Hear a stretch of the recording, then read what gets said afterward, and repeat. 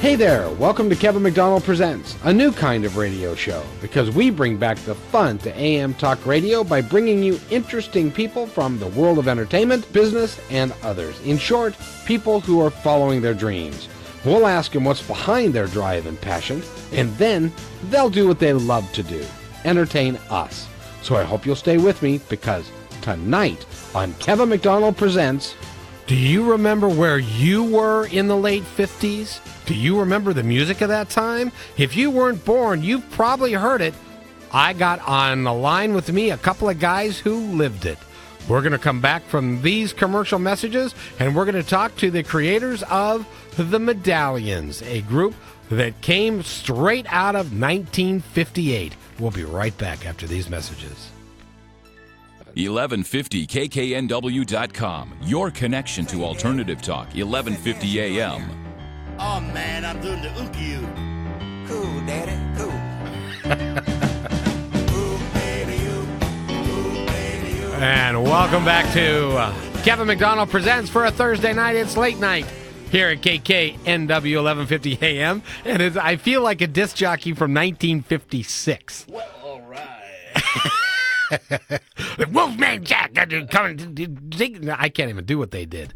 It's amazing, but we are really fortunate. If you're a history of music, and I know Tom, you are. If you're really interested in what happened, how rock and roll evolved, and where it came from, and some of the players involved. Tonight, for the first hour, we're going to be throwing around some names that are very, very familiar to everyone. We're going to be throwing around names like perhaps Jimi Hendrix, perhaps Little Richard, perhaps the Beatles. There'll be lots of folks that we're going to talk about because we are very fortunate. We've got two guys that are on the line. They're in California today, and they are putting together, and I'll let them tell us more about it. They're putting together a new edition of a group called the Medallions. Tom, do you ever recall hearing of that name? Well, aside from 20 minutes ago when you told me who was going to be on the show, no. Well, I understand, because it's... But only if I can put on the radio announcer voice and say, all right, we got the Medallions coming up next. There you go. Very good. See, you can do that. I love that. The Medallions started way back in the late 50s, and I'm told about 1954 is when they actually started. When rock and roll was young, and everybody that was in it was actually a teenager. There you go. Now the biggest acts are the guys that were teenagers then, like the Rolling Stones and like Paul McCartney and a lot of the headliners, and they're older now, but everybody was young back then. So we're going to talk to two guys that were there, that lived it. They lived right from the beginning of rock and roll, and I'd like to bring them on. And I just love these names. Well, first of all, Jeff Wilson. Okay, that's a normal name, but define normal, huh? Yeah, but then there's Jersey Jack, and we're going to have to talk about where Jersey Jack came from. But gentlemen, welcome to the show. Hey, thanks, Kevin and Tom. It's great to meet you guys on the phone here tonight. Oh, absolutely. Now, the Medallions, tell us who the Medallions were, where they came from, and where was their place in rock and roll history. Well, let me start it off, Jack. This is Jeff. The Medallions were originally formed in Los Angeles, California in 1954. Dootsy Williams had a record company called Dutone Records, and for 7 years he'd been losing money on the big band sound. He'd signed one big orchestra guy, but hadn't really made his money back yet. And then in 1954, he heard these guys singing, these high school kids sing, and they were all in the same high school, Fremont High. And Vernon Green was 16 years old when Dootsy brought him in, and they recorded Buick 59, which charted number one on the West Coast charts. There was no Billboard magazine. There were no national charts. In fact, because of national distribution and segregation, these songs pretty much were hits on the West Coast, and then a lot of East Coast guys would battle back, and the songs would get played in big markets like New York, Philadelphia, Pittsburgh, maybe Atlanta, a lot of Chicago, and maybe some St. Louis stations. So it was really a scattered thing. But with Buick 59, he wrote that in 1954. I mean, this kid's 16 years old, and he was projecting a 5-year song life for radio play. He also wrote The Letter, which was the B-side of Buick 59, and he created words that didn't exist, like Pismatology and Pompatus of Love that Steve Miller covered decades later. And it was a song, the letter was the song about matrimony. So here's a 16-year-old kid making up words. I mean, it was just wild. And these guys were considered a doo-wop group at that time. They were the first vocal group to sign with Dootsy Williams Dutones Records in July of 1954. And what happened was a West Coast DJ, Hunter Hancock, white guy, was really hot on the sound. He played it in rotation, and by September, Buick 59 was a hit, and these guys started making money. Dootsy put them on a show. He had the Penguins. Jack, tell them a little bit more about that part of the business. What? The Dutone, the Penguins, and all the other. Yeah, well, and this sound. Yeah. The Penguins actually was his biggest act. Obviously, they're the ones that did Earth Angel. But what's interesting about that, the two songs that were on that 45 were Earth Angel on one side and a thing called Hey Senorita on the other side. Now, when Dutone put that out, Hey Senorita was considered the A side. And when the disc jockeys got a hold of it, said, "You're wrong. Earth Angel's the A side." So it ended up that Earth Angel was the huge smash for him. And Hey Senorita just kind of fell by the wayside. But we're going to do a remake of Hey Senorita. We're going to show people that they may be wrong. Oh, that'd be great. But before we go on, I just want to clarify something for our younger audience. Right. You're talking about an A side and a B side.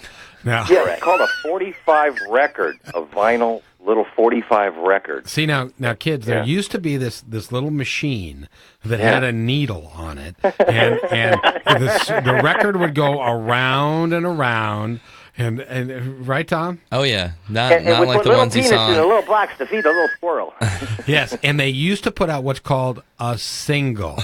And it would have an A side and a B side. Generally, the B side was a throwaway song. Yeah. But a lot of but sometimes it turned out to be a real big hit. So I'm just trying to bring the younger ones among us up to speed about how the technology has evolved from where it was in those days. Go ahead. Well, it's really interesting when you say technology. I remember when the Japanese transistor radios came out over in the mid-'50s, and I could hear Elvis and the blues and pick up a few stations and some of the black stations, and everybody laughed, but I said, man, this is going to take off. Little itty-bitty radio you hold in your hand, and you can listen to music that your parents don't want you to listen to. Yeah, exactly. And they ran on batteries. And now we got the iPod, and it's almost the same thing, only totally Dick Tracy'd out. I mean, you can get everything. I hear you can even watch a movie on them and download songs. So we prepared to come back with the digital era and match the technology to the best sound that was made at the time. And we've done new vocal arrangements, new horn arrangements, new piano arrangements. And by doing that, we've played true to the original songwriters and the composers. And by bringing this sound out now, you can hear it for the first time in digital. I think we lay it down better than anybody even did at the time, unless you were there, because the recordings were 2-track monaural, sometimes recorded in living rooms. You couldn't even hear the bass if there was a stand-up bass or an electric bass. You could hear lots missing. In those days, it was a lot of 1-track or 2-track, so literally they would just record the band as it played, right?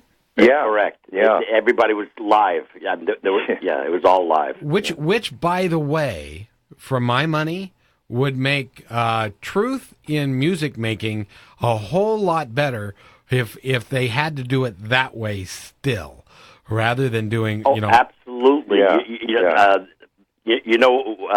The thing that's interesting is that back in those days when they recorded, there were no special dials, or buttons to enhance the sound. So what you heard is what you heard live, and the thing you see today is you hear something that's recorded, then you go see that same group live, and they don't sound anywhere near as good as they do on the recording. Well, a lot of the bands don't do live like the way that the guys came up years ago.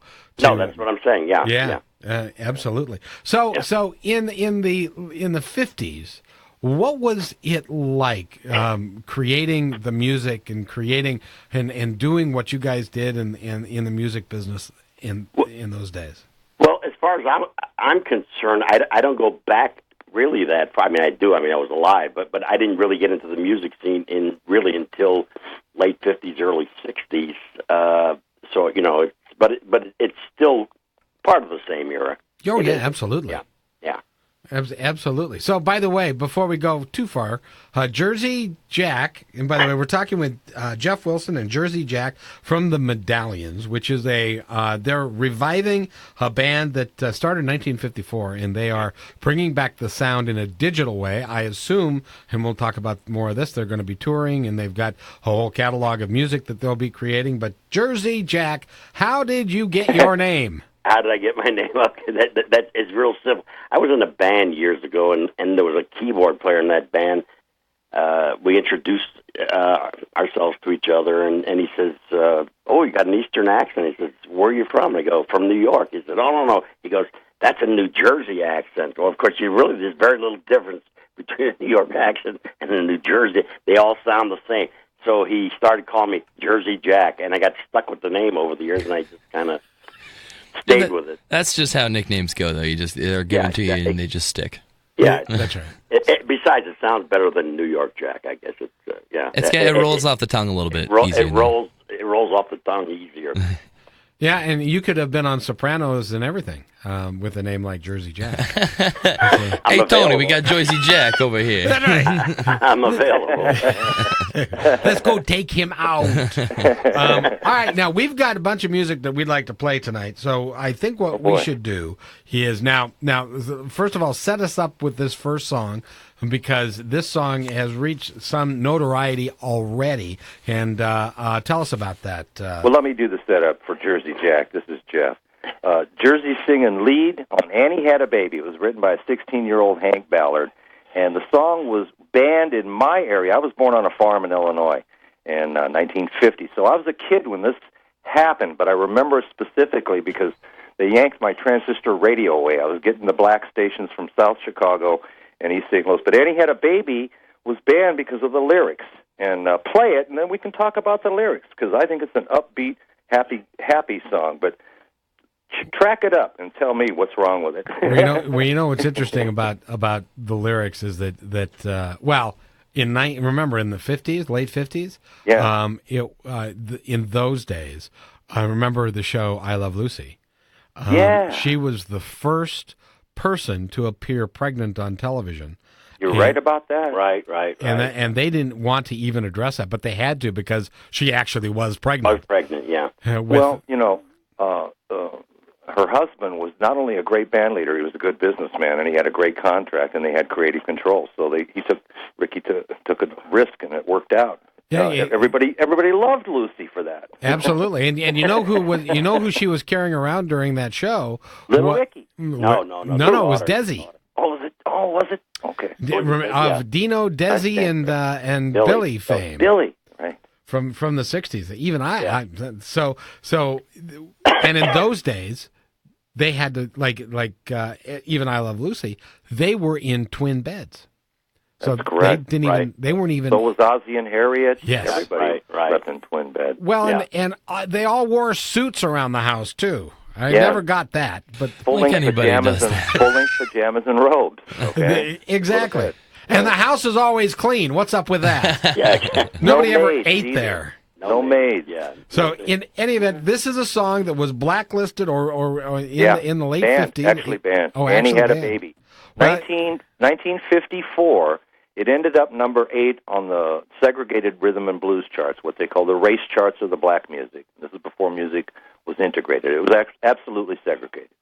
No way was it ever played on a white station anywhere. But it ended up on the R&B chart, the chart, okay, which might have been a cash box deal in 1954, but it was number 8. Annie Had a Baby. That's Billboard. Well, Billboard was around. Yeah, they were around. Yeah, they were around. You know, when you think about it, we always think of the 50s as the good old days, but you're talking about segregation and black white and issues and all of that. I think we've come a long way. Oh, absolutely. That's what we're hoping to share with two generations that haven't even heard this music, don't know the real story, and wonder where all these great people went, what happened to them.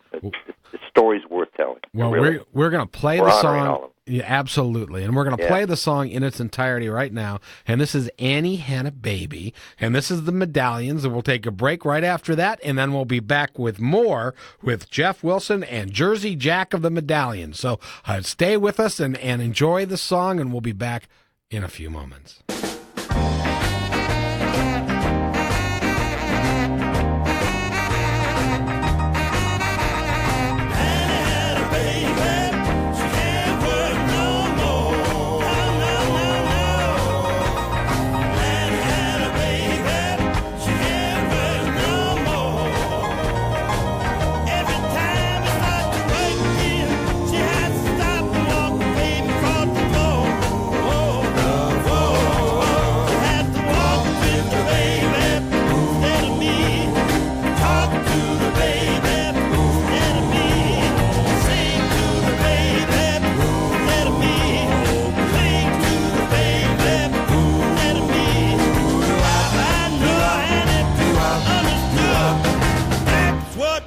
When the gets good. Woo! Anna had a baby.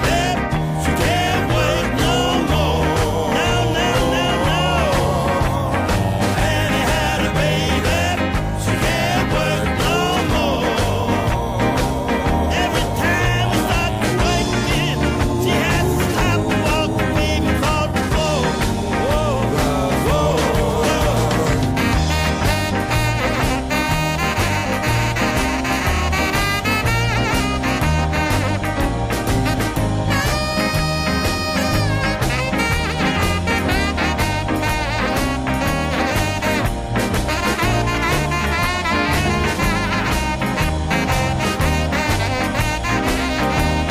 Have to walk with the baby instead of me.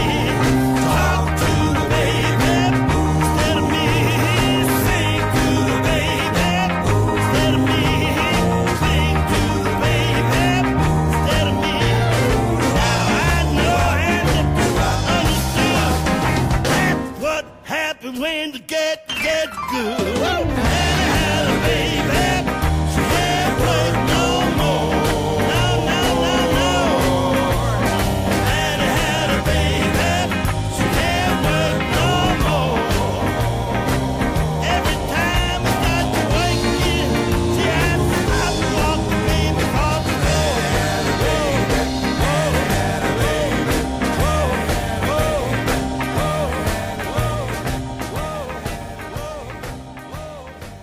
think about the sacrifices that I made for you.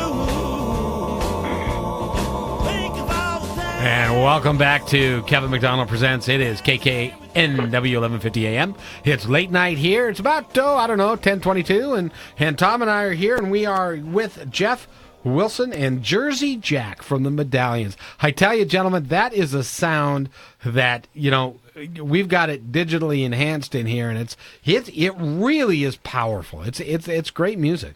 Well, hey, thanks, Kevin. We really you, Kevin. appreciate that, especially coming from you and Tom. It is something that you guys are an 8-man group, and you're messing around with adding a few more pieces and doing stuff. When you start touring, what do you think that will look like? What do you think the your group will look like?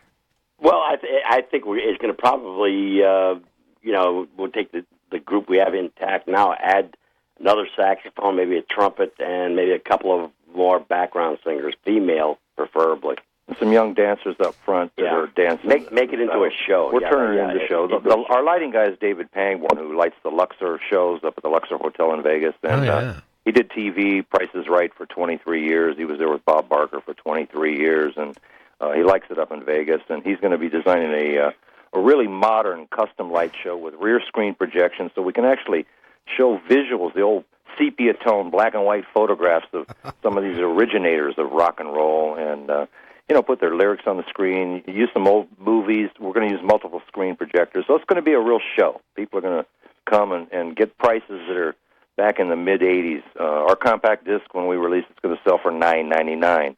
We're going to introduce something brand new called 2 for $1.49, like an A and a B side. The art department in Chicago is putting together a download, a digital download, so you can get 2 for $1.49, create your own A and B side out of our first 11. And we've got about 22 more ready to go. two that we're going to release as a single in about another 30, 45 days. So we're excited and really happy to be sharing the news with you guys tonight. I'd love to hear you what you think about What You're Gonna Do, because we did a test on Buick 59, which was a Medallions hit, and the artwork didn't test well, the concept didn't test well. So we're going with What You Gonna Do, ? I think that's the next song that we sent you guys. That actually is the next song. As a matter of fact, why Written don't by we... William A. Collins in 1955. Now, is there some history behind that at all? Tell us, Jack. Well, it was originally recorded by Clyde McPhatter and the Drifters back then.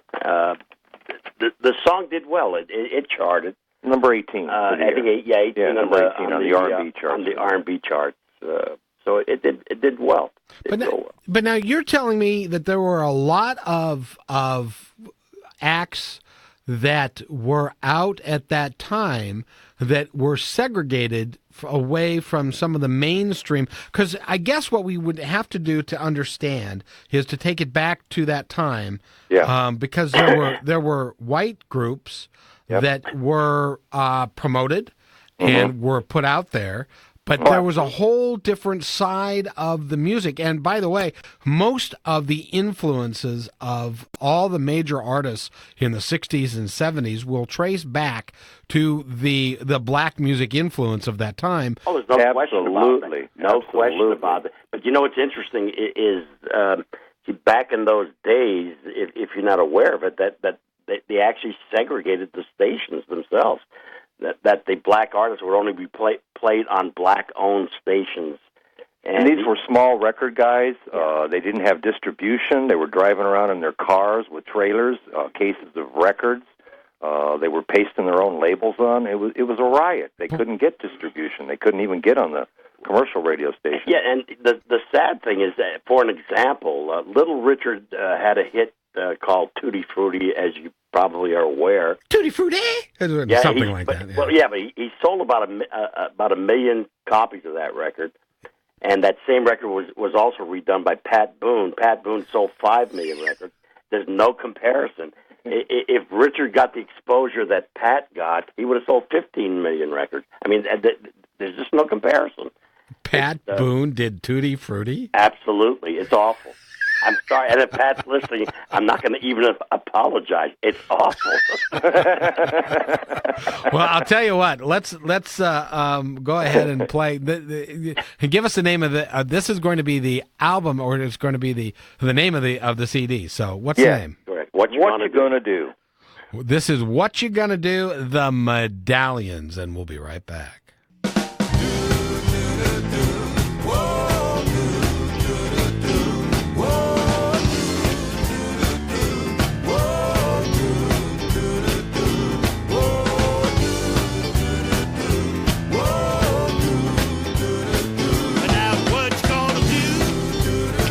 About 8:30.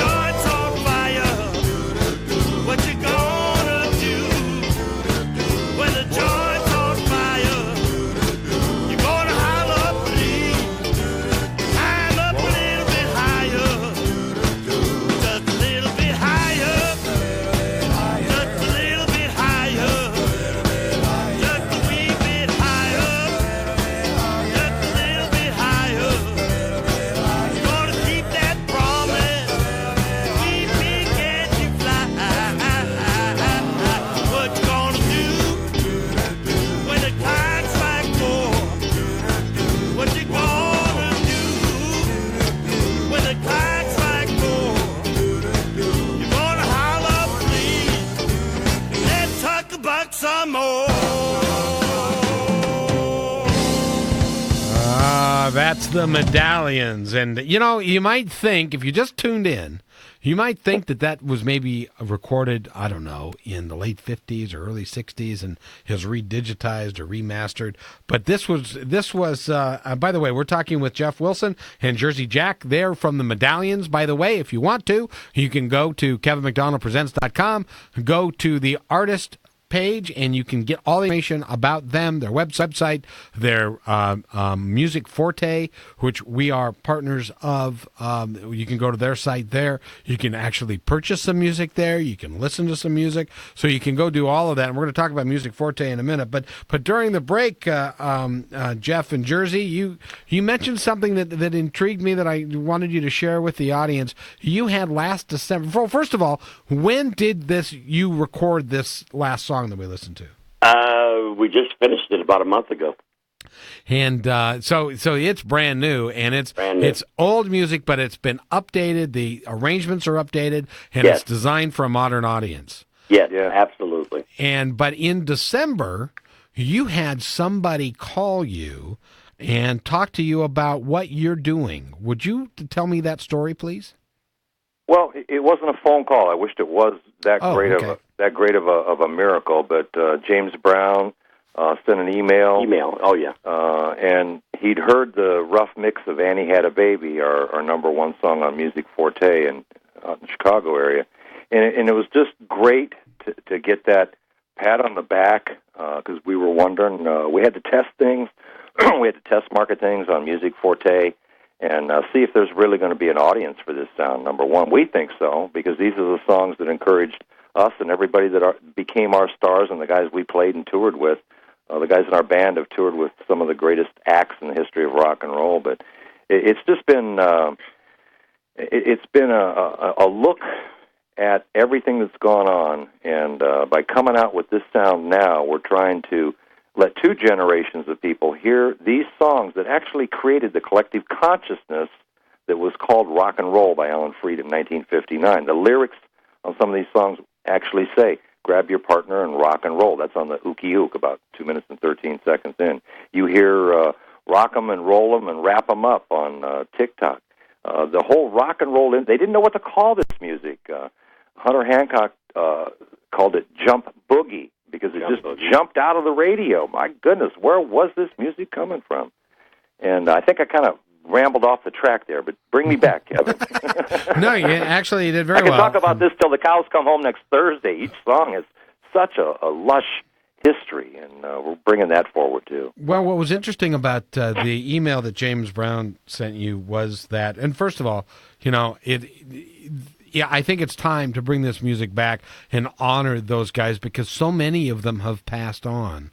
Right, yeah. You've got people like, major influences in, I give you an example. Two of the guys, James Brown being one, Ray Charles being another, influenced the Beatles greatly, and the Beatles influenced the world of music. So in essence, the black music of the 50s and what all of those types of artists, that a lot of them are past now, and many of them, you're telling me, died broke. Yes, absolutely. Really had a great deal of influence into what type of music we're listening today and how music has evolved. But you mentioned something that James Brown said in the email, and also was at the eulogy at his funeral. Well, the email was short and brief, but it just really, it was like the first few people that checked in were James Brown, Billy Vera, and P. Diddy, and we were kind of shocked, but inspired.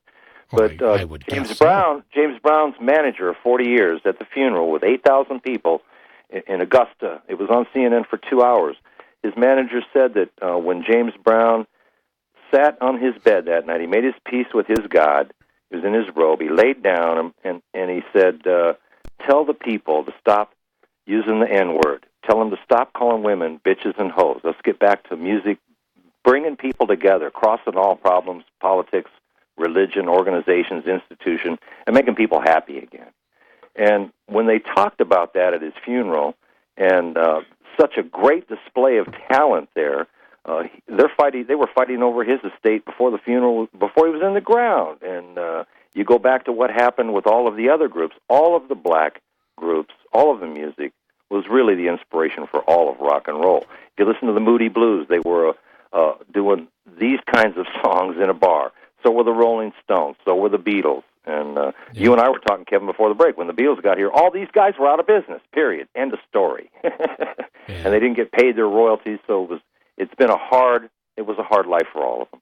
Hard life. And it's important that we not forget them, and that I'm glad that what you're doing is bringing them back. By the way, we're talking with the Medallions, and this is Jeff Wilson and Jersey Jack. Now, Jersey, are you the lead vocalist? Now, I know in Annie Had a Baby you were. Yeah, I think I'm the lead vocalist. I think I'm 7 of the 11 cuts. Yeah. Oh, very good. And so obviously you don't play the trumpet or anything at the same time. No. No. If I could do that, I'd be the biggest star in the world. No, absolutely. I gave that up years ago. Oh, you used to play the trumpet? Oh yeah. I attended Juilliard, New York, to study music. Yeah, I played with a lot of famous people. Tell him, Jack. All right, so you're not going to be able to get away and drop a line like that without dropping a name or two. Drop names. Come on. Sam Cooke, Lou Rawls, the Gerald Wilson Orchestra. You know Gerald Wilson is? Yeah. That's not Geraldine. That's Gerald. No, Gerald Wilson. Yeah. Actually, that was a jazz thing. I wasn't into it too much, but it paid well, so I did it for a while. I also was in a group called the Shindogs. There was a show called Shindig back in the 60s. Oh, yeah, I remember the Shindig. I was on that show. I was in the house band.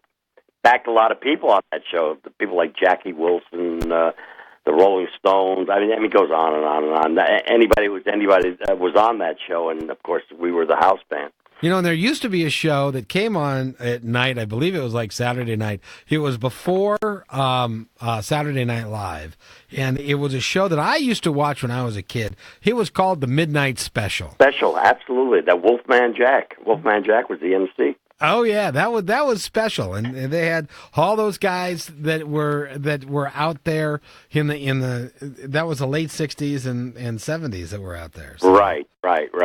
So give us some dirt on some of these guys, all right? I'm just kidding. Well, I think we went during the break. We talked about Jimi Hendrix. You know, when I was with Richard back in the '60s, Hendrix was in the band for about a 6-month period. They used to fight after every gig. There'd be a fight, and really, what it was, if you know Richard, if you see him, you could almost pick up on the guy's got a huge ego, and you can't upstage a guy like that. When you're doing a show, and Jimmy used to do that. And then when the show would end, they'd be fighting, screaming at each other. And then Richard ended up firing him after 6 months, and he ended up going to work for the Isley Brothers after that. Isn't that something? Yeah. So, and then they ended up firing him too. So then he went to Europe, and that's where he made it. He made it there and came back. Now, and speaking of Jimi Hendrix, because everybody knows that he died at an awfully young age, and it was due to drug abuse. And it seems like there was a lot of drug abuse in the music scene in rock and roll in those old days. Absolutely. Back then, people think it didn't exist back then. It was just as bad. It's probably just as bad, maybe worse than it is today, because when I say worse, I mean back then, doing any kind of drug was really, really taboo. I mean, today it seems to be more accepted for whatever reason. People Everybody's in rehab. Yeah, they're in rehab. It's like the thing to do. But back then, I mean, these people, most of these musicians came from the streets. They didn't come from middle class families. They were poor kids, and they had nothing. They had nothing, not a thing. Yeah, absolutely. Except their passion for music. Exactly, and they didn't make any money doing that. It's interesting because I remember Richard wrote a lot of his own songs, and he had this philosophy. Hey, if they want my music and they want to give me $100 for it, I'll sign it over to them. I don't care. I could write music all day long. But he realized in later years that that was the wrong attitude. In fact, he filed a lawsuit against the record company and publisher, and lost. because he waited too many years. The judge said, "Wait a minute, you should have done something about this years ago." What he was trying to say was, I was pressured into selling the songs, and whether that's true or not, I don't know. But he used to talk about it a lot. Well, and there is, and it's common knowledge, I think, that throughout the years, the artist is the one who, number one, is the creative genius behind the music, but there are also, because most of them were really good at making music, they weren't so hot on the business side. No, most of them weren't. And so a lot of times they ended up signing away rights to music and rights to, and lost a lot of royalties over the years. Yeah, but who's an exception to that? What you just said. I mean, the guy was great. It was Ray Charles. Yeah, Ray Charles was the first guy that actually negotiated to own his own masters. In fact, in the movie Ray, they talked about that up. Yeah, but Sinatra didn't even have his that was common knowledge in the music. But this guy was a great negotiator and businessman, all around genius. Well, that's wonderful. So, hey, we're going to run out of time, and I want to play another song or two. So, what are we going to? What's the next one? Play Tick Tock. That's number 3. Tick Tock. Yeah. We're going to play Tick Tock. Is there a story behind it? Tell him, Jack. Well, Tick Tock was done. It was basically a local hit here in the Southern California area by a duo called Marvin and Johnny, and didn't really do much with it. It's one of those obscure songs, but it's a great song. We're gonna. So the name of the song is Tick Tock. Tick Tock, written by Joe Josiah. And this is the Medallions with Jersey. Jersey, do you sing on this one? Actually, it's a group. It's a group effort. There's no lead singer. It's 4-part harmony. It's 4-part harmony. Oh, wonderful! We're going to listen to that right now. And this is the Medallions. We're going to listen to the song, take a break, and we'll be right back with more with Jeff Wilson and Jersey Jack. Tick tock, goes the clock. It's like my baby don't know when to stop. She can rock 'em and roll 'em and wrap 'em up too. Just like my old gal's kidney stew. Oh, baby, please do. Oh, baby, please do. Oh, baby, please love me for now and evermore. 1, 2, 3, 4, 5, and 6. Baby, don't leave me in this fix. Ring, ring, ring goes the telephone. I know another king is on my throne. Oh, baby, please do. Oh, baby, please do. Oh, baby, please love me for now and evermore. I'll give you all my love and life, a little turtle dove and all my money, and it ain't funny, baby, please won't you give me a little loving, make me feel so good. Oh, baby, please do. Oh, baby, please do. Oh, baby, please love me for now and evermore.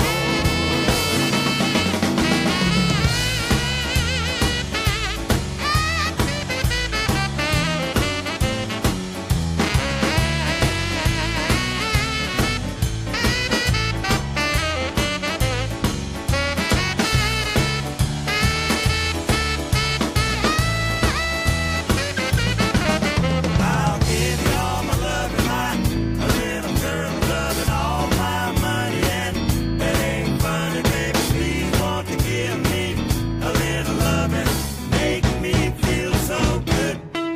Oh, baby, please do. Oh, baby, please do.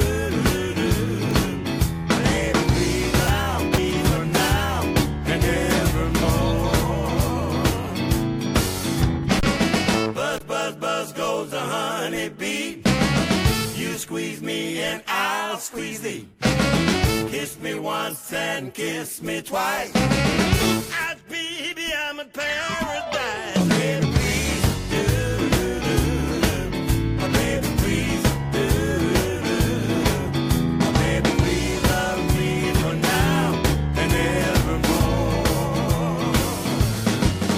Baby, please love me for now and evermore. Baby, please love me for now. and evermore.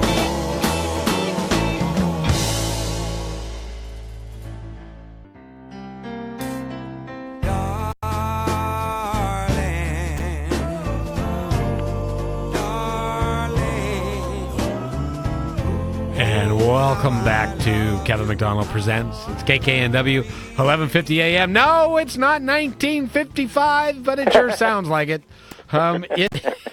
The music that we've been listening to tonight and really have enjoyed the conversation is with Jeff Wilson and Jersey Jack. They're with the Medallions, and that is a group that first took root in 1954 when many of you weren't even a gleam in somebody's eye. And That's it, right? But what they've done is they are bringing back the sound, and they're bringing back the idea and the fun that was the music that was then, and the stories that you guys have. It just struck me. You guys could do a really cool documentary around the music and around the times that the music came from. Well, the road show and the live show is going to be a multi-screen rear projection, so we're going to do a Poor Boys moving documentary or evolving documentary. But, yeah, we'd love to film a documentary of the show and then go in and do interviews with the few people that survive outside of our band and some of the musicians in our band and a lot of other musicians from other bands and a few singers here and there, and really bring forth as many people as we can and give them an opportunity to take one more bow and have a world market take a look at really the influences of the collective consciousness that became rock and roll. Absolutely. And by the way, Al Gore didn't do too bad with a slideshow that he took to make a movie out of it. I know. He turned a multimedia presentation into a world phenomenon. Way to go. Exactly. Yeah, good example. Good example. And I kind of equate what happened in the 50s with a lot of the roots of rock and roll, with like the Negro Leagues in baseball. There were some, some absolutely wonderful, wonderful players that never saw a broad audience because of their color. And, Well, you want to talk baseball history? It's a fact. The 27 or 28 Yankees with Babe Ruth, Lou Gehrig, and the Bronx Bombers, they were challenged by the New York Cubans, which was an all-black team, segregated. And they filled Yankee Stadium with mostly a black audience. But it's a fact, guys. The black team, the black Cubans beat the real New York Yankees 3 out of 5. The Yankees weren't laying down, okay? Yeah, I believe Josh Gibson was part of that team. Yeah, he was. Josh Gibson. Yeah, there were some wonderful players, and and it's important that history that not be whitewashed, not be put under the rug, but is brought out so that we can give credit to the people who actually created the sound, who made it happen. Because I'm telling you, if you talk to McCartney or a lot of the English invasion bands, they'll tell you that they were listening to underground black music from America. Very factual, absolutely true. That's what they played in the bars in Liverpool, Hamburg, Germany. All the small towns all over Europe before they came over. Absolutely. Now, also, Annie Had a Baby. Something very cool happened with that, and our partner, Music Forte. Jeff, tell us about what happened there when you started playing Annie Had a Baby. Well, we got inspired to play again, and we did, and it went so well. We threw a rough mix of Annie Had a Baby up, a rough mix of G, and I think in with the original monaural recording of The Letter by Vernon Green and the Medallions, the original Buick 59, and the original Magic Mountain. And it didn't play well. The kids would jump out. They got bored with the 2-track monaural lost tinny sound, but they just jumped all over Annie Had a Baby. We had over 200,000 plays, broke a record in the 3 or 4 year Music Forte history by double or triple. So they're going to name us Song of the Year, Annie Had a Baby, and Group of the Year. And we've now put up the final master of Annie Had a Baby. So it's just, it's a real compliment to us because they're all musicians and artists or people worldwide connected some way like you to the music business, either broadcasting or producing, recording, and playing, and writing, whatever. So it's a great, great honor. So if somebody would like to go and download that song, buy it perhaps, which would be really good because that's what you should do when you go to Music Forte. How can they access your site? Well, just go to Music Forte or musicforte.com. It's easy on any search engine. And type in The Medallions, and you'll get to our page, and you can listen to the music. And if you choose to buy it, they're setting up, their technical team is setting up a 2 for $1.49. We're doing a special, thanks to Music Forte, offering it through their website. 2 singles, like build your own A and B side, and they're going to make the record look like a 45. So we're going to teach the history visually through the help of the art department of Music Forte. 2 for $1.49. Pick your own A and B out of 11. Or you can buy them for 99 cents each if you just want to try one. And the whole album you can download digitally for $7.99. $7.99. And we're going to set our price point at $9.99 for compact discs, the prices that were released in 1986 when the compact disc came out. And we're researching vinyl. We're getting feedback at 17.4% of the people worldwide want vinyl. So we got 3 factories bidding on that now. Bottom line of the whole story is the record companies have merged and acquired everybody. There's basically 4 companies. Their sales are down on compact discs by 22 to 27%, depending on which industry magazine you read. And to make up for that, they raised the price to $27 a CD. So they're shooting themselves in the foot for the last time. The independent market via independent radio in America and the internet worldwide is an opportunity now for all people to have their music heard without all the middlemen. And we're looking forward to the singles that we're coming out with, and we want to hear you play Buick 59 before we leave, too. Yeah, absolutely. Music Forte, and I think in a day or two they're going to have all that stuff up on the front page and make it real easy for you to navigate the web. Already there. Yeah, and if you forget about that, all you got to do is go to KevinMcDonaldPresents.com. Yeah, and our find website music. is under construction, www.themedallions, with 2 L's, themedallions.net, N-E-T. Okay, so tell us about the song that we are going to lead out with. By the way, before I go there, I want to make sure that I give you guys credit. Jeff Wilson and Jersey Jack have been our guests for this hour. They are part of the Medallions. They are a group from 54, and they're coming back. They're bringing this great group together. They will be touring. When they come up here, you can bet that we'll be part of that, so we're looking forward to that. And so tell us about the song we're going to play as we go out. Well, we're looking to come to Seattle, too. It's in the game show business, they used to say 4 down and 7 to go. Give the setup for Buick 59 with Louis singing lead. Yeah. Oh, okay. That's the very first hit that the original Medallions had, and we're hoping we can repeat that with our modern day version of it. Well, let's give it a listen, and you'll judge for yourself. Again, we've been talking with Jeff Wilson and Jersey Jack. They are the Medallions, and so go to Music Forte or go to KevinMcDonaldPresents.com, and Music Forte is right there. You just click on them, and you can go and download the music. You can listen to the catalog. You can look at them, and I'll tell you what, they really are a cool group of guys. And Jeff and Jersey, I've got to have you back again. Will you commit to coming back? Oh, sure. You got it. Thanks, Anytime, Kevin. anytime. We'd love to, man. Anytime. Man, it's great fun. So we've had a great time with you guys this hour. Stay with us. The next hour, we've got a great artist who does everything all by herself. So we're going to do that after the break. I want to thank you guys again. This is Jeff Wilson and Jersey Jack from the Medallions. And here is, name of the song again is? Buick 59. Thanks, guys. Thank you, Kevin. Thank you, Tom.